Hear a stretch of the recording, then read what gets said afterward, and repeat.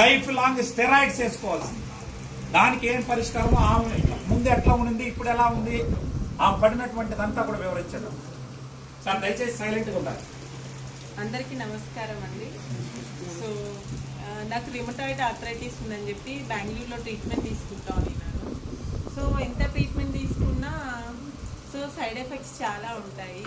So everyday minimum 5 to 6 tablets తినాలి.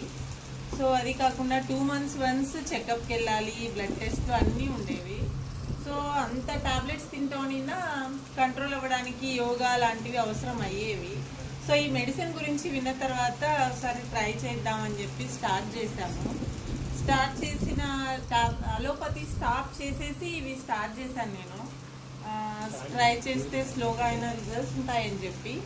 So మంచిగా అదేమి స్వెల్లింగ్ అంతా తగ్గడం, సో జాయింట్స్ అన్ని స్లోగా ఇన్ఫ్లమేషన్ తగ్గించేసి పెయిన్ తగ్గిపోయి నార్మల్ లైఫ్కి వచ్చేసాను.